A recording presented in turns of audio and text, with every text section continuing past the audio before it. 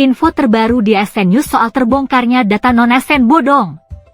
Di tengah penantian para pegawai non-ASN terhadap pengesahan rancangan undang-undang tentang perubahan atas UU Nomor 5 Tahun 2014 tentang Aparatur Sipil Negara, RUU ASN, muncul kabar menghebohkan honorer. Kabar yang beredar menyebut bahwa pengangkatan tenaga honorer menjadi PPPK yang ketentuannya akan diatur di UU ASN hasil revisi, telah dibatalkan.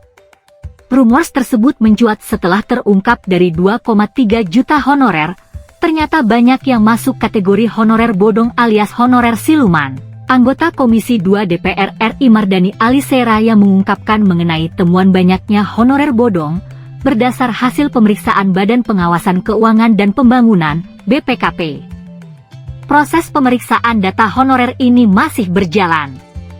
Nah, yang sudah rapi datanya, diangkat, jadi, PPPK, kata Mardani dalam keterangan yang diterima di Jakarta, Rabu 6 September. Dia menjelaskan, pemberesan data 2,3 juta tenaga honorer itu dilakukan sebelum proses pengangkatan honorer menjadi PPPK dan ditargetkan tuntas pada Desember 2024. Sebelumnya, di tempat terpisah, Mardani Alisera menyebut ada 1 juta honorer titipan alias honorer bodong. Namun, terungkapnya fakta tersebut tidak lantas rencana pengangkatan honorer menjadi PPPK dibatalkan.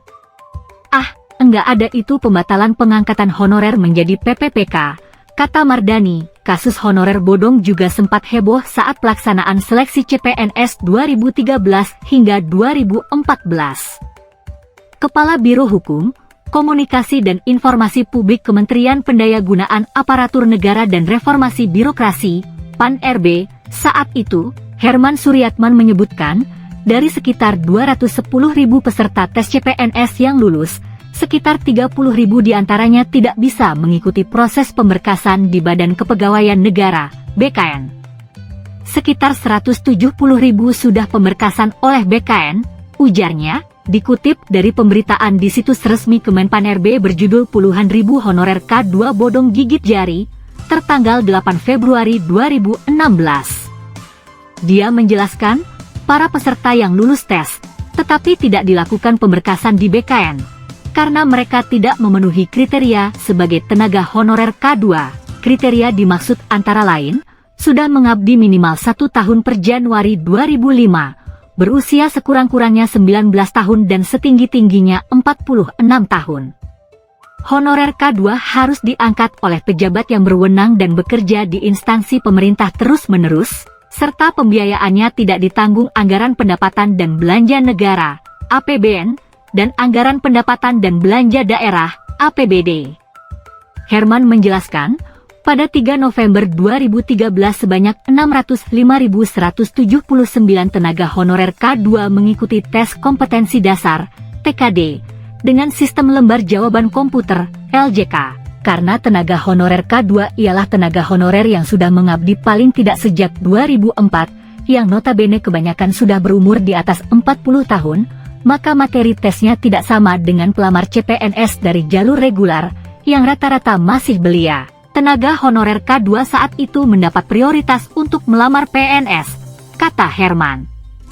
Para honorer K2 hanya perlu memenuhi persyaratan administratif dan juga mengikuti tes kemampuan dasar, TKD. Hal ini tertuang dalam Peraturan Pemerintah Nomor 56 Tahun 2012 tentang perubahan kedua atas Peraturan Pemerintah Nomor 48 Tahun 2005 tentang pengangkatan tenaga honorer menjadi calon pegawai negeri sipil.